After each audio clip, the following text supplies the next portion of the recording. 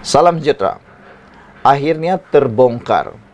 Mengapa? Apa sebab calon Parti Bersatu datang dari copy and paste Parti PAS? Sudah dapat dijangka perkara ini akan berlaku dan diketahui. Namun demikian, beberapa waktu yang lepas kita pernah bercerita tentang tindakan calon PRK Nenggiri yang mengangkat sumpah laknat dan juga kelihatan seperti kurang bermaya. Ada juga netizen kata calon yang diperoleh oleh PAS, Perikatan Nasional dan Bersatu ini sebenarnya adalah teknik politik yang paling licik sekali, yang mana calonnya diletakkan seperti itu. Saudara-saudara sekalian, ini adalah pendedahan mengapa bekas ahli PAS yang menjadi calon di PRK Nenggiri. PRK Nenggiri letak bekas ahli PAS untuk elak boykot katanya. Oh, rupa-rupanya ada juga boykot-boykot macam mana ceritanya. Pemilihan bekas ahli PAS Muhammad Rizwandi Ismail sebagai calon Perikatan Nasional pada PRK Nenggiri dibuat bagi mengelakkan boykot daripada jentera jika wakil rakyat bersatu yang diletakkan. Maka dengan ini, kata netizen, Bersatu sudah dapat menghidu betapa mereka tidak mampu berdiri sendiri. Mereka terpaksa berada di kelengkang ataupun berlada di bawah kaki Parti PAS. Muhammad Rizwadi, 41 tahun, bekas timbalan Ketua Pemuda PAS Gua Musang, dilaporkan menyertai Bersatu 2 hari sebelum diumumkan sebagai calon Isnin lalu. Sumber yang juga pemimpin Bersatu mengakui kesilapan itu menimbulkan rasa tidak puas hati dalam kalangan segelintir ahli parti terbabit, namun yakin sentimen berkenan boleh diatasi menjelang PRK 17 Ogos ini. Menurutnya, pada awalnya Bersatu mempertimbangkan meletak bekas Ketua Pemuda UMNO Gua Musang iaitu Sheikh Razali Hamad dan pembuat kerajaan di Dong Sun Majaman Muhammad. Namun difahamkan ada pertembungan pendapat antara pimpinan parti. Namun setelah perbincangan lanjut antara pimpinan PAS dan Bersatu, sumber berkata mereka memutuskan meletakkan Rizwadi yang mempunyai pengaruh tersendiri berbanding dua calon awal, mempertimbangkan yang salah seorangnya bukan berasal daripada Nenggiri. Kita tidak nafi, katanya, langkah letak Rizwadi itu bagi mengelak boykot daripada parti tertentu dalam Perikatan Nasional. Pencalonannya diterima majoriti pemain serta jentera PAS dan Bersatu. Kita mesti masuk bertanding untuk menang, bukan letak calon daripada Bersatu dan PAS, katanya. Walaupun ada segelintir penyokong tak puas hati dengan Bersatu, ia tidak bawa kesan sebab ia bila calon tidak dimuktamadkan, semua adalah akur dan berusaha menangkan diri, kata Perikatan Nasional. PAS Gua Musang sebelum ini berharap calonnya diberi laluan bertanding PRK Dun Nenggiri dengan alasan kebimbangan pengundi pengundi episod peralihan sokongan berulang jika wakil rakyat Bersatu diletakkan, merujuk tindakan pandangannya.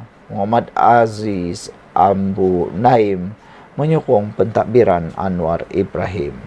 Sementara itu, Ketua Pemuda PAS Gua Musang Muhammad Habibin Anipa berkata pihaknya menerima keputusan cuk pemimpin memilih bekas kepimpinan Bersatu menjadi calon PRK. Sekian untuk kali ini. Jangan lupa tinggalkan komen Anda, tekan butang subscribe. Bye-bye. Salam sejahtera. Terima kasih kerana bersama dengan saya di Nazilin Unity Channel. Ini tindakan Anwar Ibrahim paling berani sekali yang pernah ada diwujudkan di Malaysia, bahkan mungkin juga antara paling berani di dunia. Adakah dengan apa yang Anwar Ibrahim kata dan buat ini membuatkan Anwar Ibrahim akan lebih dicintai dan disukai oleh rakyat Malaysia? Adakah dengan kenyataan terkini Anwar Ibrahim ini akan menjadikan Perikatan Nasional Pembangkang lebih susah lagi untuk bergerak? Kata Anwar Ibrahim, Meta usah jadi bacul, perkakas Zionis, kata Perdana Menteri Anwar Ibrahim.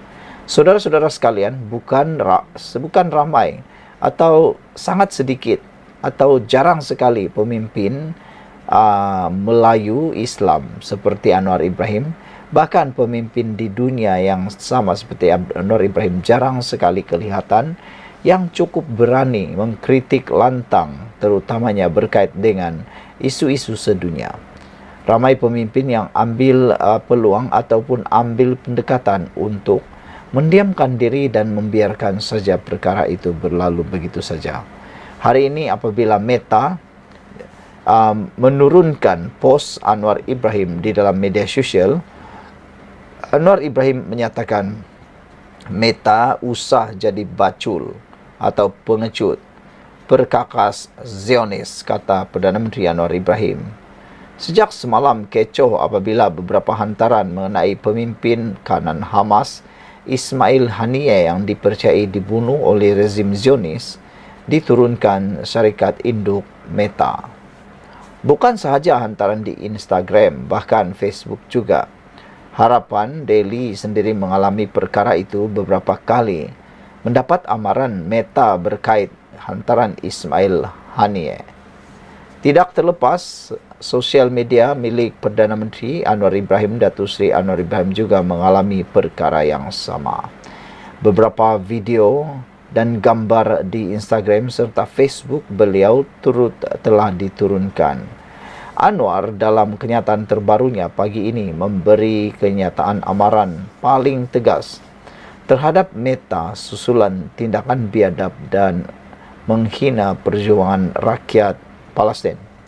Beliau menganggap ia satu penghinaan kepada rakyat Palestin apabila menurunkan hantaran video serta ucapan takziah dan kritikan terhadap pembunuhan almarhum Ismail Haniyeh. Tidak masuk akal apabila hantaran menghormati seorang pejuang yang berusaha memerdekakan tanah airnya daripada kezaliman dan penderitaan dianggap berbahaya, kata Anwar Ibrahim. Peringatan tegas saya terhadap Meta usah jadi bacul dan perkakas rejim Zionis Israel, tegas Anwar Ibrahim lagi dalam satu kenyataan. Anwar menyatakan beberapa tangkap layar menunjukkan posting dibuatnya semalam telah disekat oleh Meta. Kenyataan beliau di Facebook yang mengutuk sekeras-kerasnya pembunuhan pemimpin Hamas antara yang telah diturunkan. Video ucapan takziah yang dibuatnya juga telah diturunkan, malah gambar pertemuannya dengan Ismail pada Mei tahun ini turut hilang. Saudara-saudara sekalian, itulah dia kes yang berlaku sekarang ini apabila Meta usah jadi bacul, perkakas Zionis, kata Perdana Menteri Anwar Ibrahim. Sekian untuk kali ini, jangan lupa tinggalkan komen Anda. Salam sejahtera, terima kasih karena bersama dengan saya di Nazilin Unity Channel. Ini satu lagi pendedahan paling luar biasa berkait dengan kepribadian Anwar Ibrahim. Ada ramai yang tak suka Anwar Ibrahim, tapi ketahuilah, lebih ramai yang menyanjung dan lebih suka kepada Anwar Ibrahim berbanding yang tak suka. Terkini, satu lagi pujian tertinggi diberikan kepada Datuk Seri Anwar Ibrahim, bukan daripada orang biasa tetapi daripada Dr. Maza. Beliau memuji keberanian dan kesungguhan Perdana Menteri dan beliau akui tak ramai orang macam Anwar Ibrahim. Tepat sekali. Baru-baru ini ada seorang profesor, kalau saya tak silap, telah pun menyamakan Wan Faisal, Wan Ahmad Kamal kononnya mungkin tidak mustahil menjadi Anwar yang kedua. Apabila perkara itu dibangkitkan oleh profesor itu, ramailah orang yang kata, dari manalah mereka dapat profesor ni, kata mereka. Bagaimanalah dia boleh berfikir pula untuk menyamakan Wan Faisal, Wan Ahmad Kamal mungkin boleh menjadi Anwar Ibrahim yang kedua. Ini kata mereka, bagaimana nak menyamakan kalau Anwar Ibrahim berjuang bukan untuk satu parti sahaja, tapi dia berjuang untuk semua bangsa pada waktu itu. Manakala Wan Faisal Wan Ahmad Kamal turut juga berjuang untuk Malaysia, berjuang juga untuk bangsa yang lain, tetapi mempunyai parti yang adalah lebih kepada berakar umbikan Melayu Islam. Selain daripada itu, mereka juga kata kepintaran Anwar Ibrahim jauh meninggalkan Wan Ahmad Faisal, Wan Ahmad Kamal. Ini apabila mereka mengaitkan dan mengingat semula tindakan-tindakan Wan Faisal mencadangkan beberapa cadangan yang memang agak luar biasa hebatnya. Antaranya ialah gesaan supaya mencetak wang kertas lebih banyak untuk dapat menangani masalah inflasi dan kekuatan ekonomi. Wah, itu paling kena antam habis-habisan oleh netizen. Kata mereka, siapalah dia ni sampai itu pun tak tahu, kata mereka lagi. Hari ini, Dr. Mazza pula puji keberanian kesungguh Perdana Menteri dan beliau kata, tak ramai orang seperti Anwar Ibrahim. Mufti Perlis Datuk Muhammad Asri Zainul Abidin memuji keberanian Perdana Menteri Datuk Seri Anwar Ibrahim yang terbuka menyampaikan ucapan duka cita serta mengutuk sekerasnya pembunuhan pemimpin Hamas Ismail Haniyeh. Menerusi satu video, Muhammad Asri yang lebih dikenali sebagai Dr. Mazza berkata, dalam keadaan ramai pemimpin Islam dunia takut untuk menzahirkan simpati terhadap apa yang berlaku, Anwar pula menonjol dengan tindakan beraninya. Duka cita kerana ramai pemimpin-pemimpin umat Islam yang takut untuk menzahirkan sokongan atau simpati yang menimpa rakyat Palestin, terutama negara Arab. Kita puji negara Malaysia, Perdana Menteri sendiri, ke atas kesungguhan beliau menyatakan simpati di atas apa yang berlaku, katanya.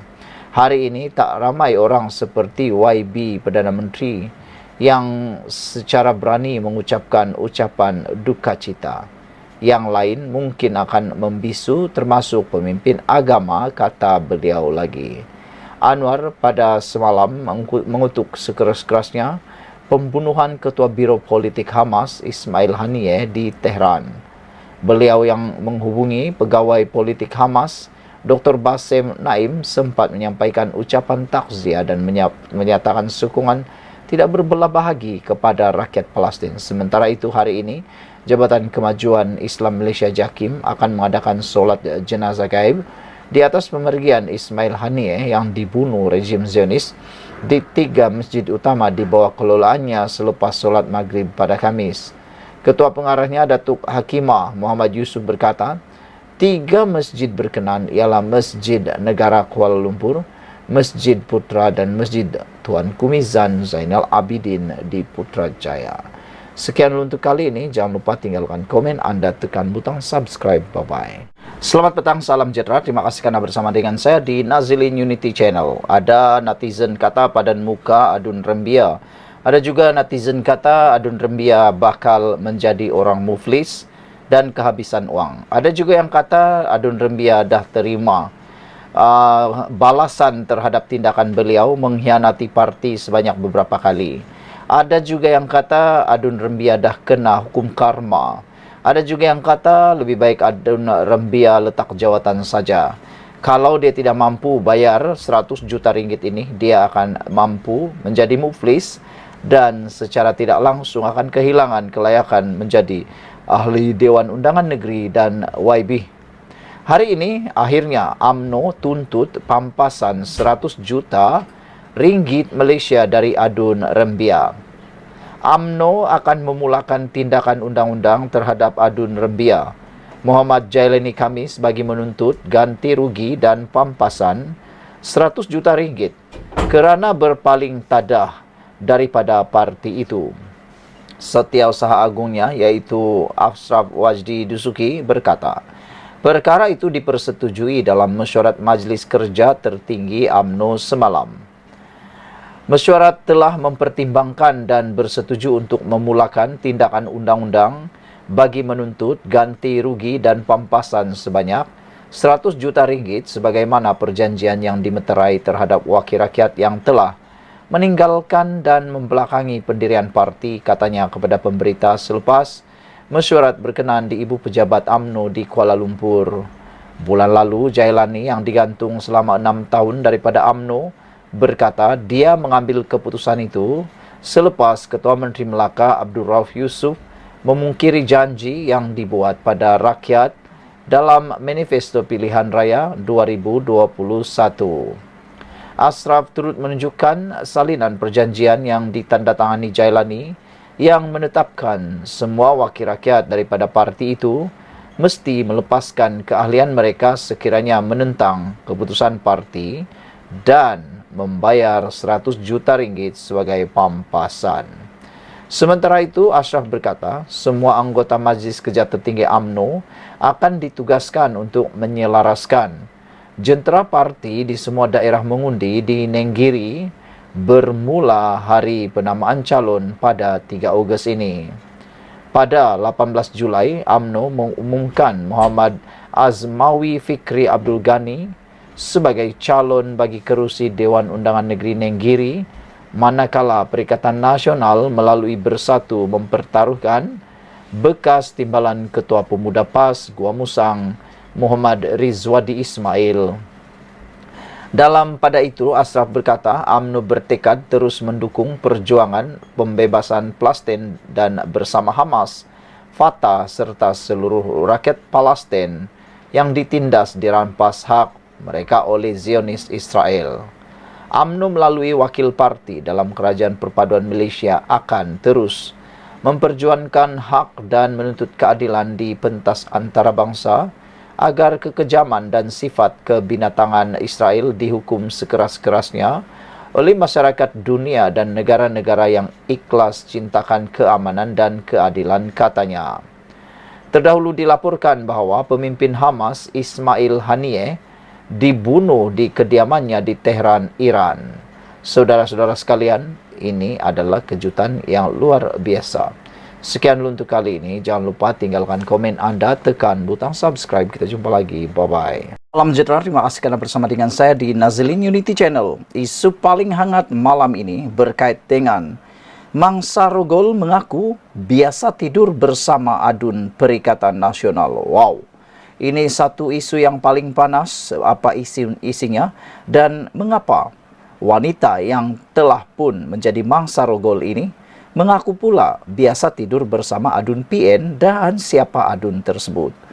Seorang wanita yang dirogol rakan ahli Dewan Undangan Negeri adun Gombak Setia, Muhammad Hilman Idham, turut mengaku biasa tidur bersama wakil rakyat daripada Perikatan Nasional PN itu.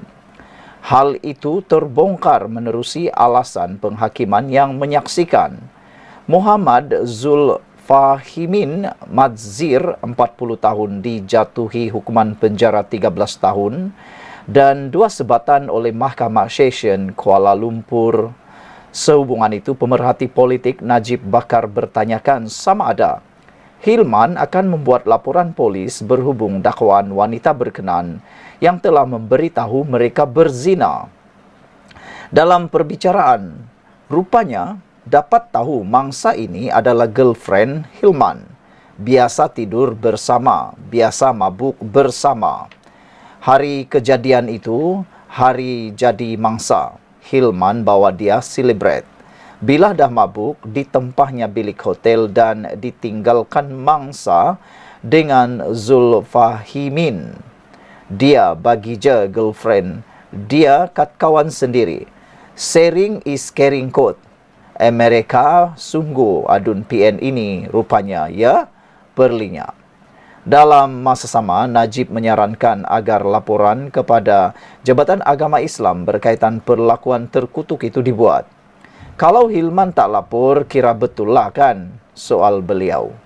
Boleh dah ni buat laporan kepada Jabatan Agama Islam terhadap adun PN ini kerana berzina, tulis Najib lagi. Untuk rekod, orang ramai boleh memuat naik atau memuat turun alasan penghakiman kes Rogol yang membabitkan kenalan pemimpin PN berkenaan. Menerusi dokumen mahkamah itu, Hilman menjemput wanita berkenaan untuk sambutan ulang tahun kelahiran di sebuah restoran di hotel berkenaan bersama tertuduh iaitu Zulfahimin dan beberapa lagi rakan lain pada penghujung tahun 2020. Selepas makan malam di restoran itu, mereka beredar ke bilik karaoke, namun melihat keadaan mangsa yang mabuk, tertuduh mencadangkan bilik hotel ditempah untuk menempatkan wanita tersebut. Hilman telah memapah mangsa ke bilik hotel bersama tertuduh dan 3 lagi individu. Namun, mangsa menyedari berada dalam keadaan bogel lalu setelah terjaga pada jam 4.30 pagi 5 Disember tahun 2020 lalu, dia membuat laporan polis berhubung kejadian tersebut. Mahkamah Session Kuala Lumpur akhirnya menjatuhi Muhammad Zulfahimin Mazir 40 tahun dengan hukuman penjara 13 tahun dan 2 sebatan. Bapa kepada 3 anak berkenan didakwa merogol seorang wanita berusia 35 tahun di sebuah bilik hotel di Sri Hartamas pada jam 1 hingga 3 pagi pada 5 Disember 2020. Mangsa rogol mengaku biasa tidur bersama adun PN si Hilman tu dalam keterangan mahkamah. Ingat tak kes kawan si Hilman yang disabit kes rogol tu? Namanya Zulfahimin dihukum 13 tahun penjara dan 2 sebatan. Tulis Najib Bakar @Najib Bakar di laman Twitter X beliau. Sekian dulu untuk kali ini. Jangan lupa tinggalkan komen anda, tekan butang subscribe. Bye-bye.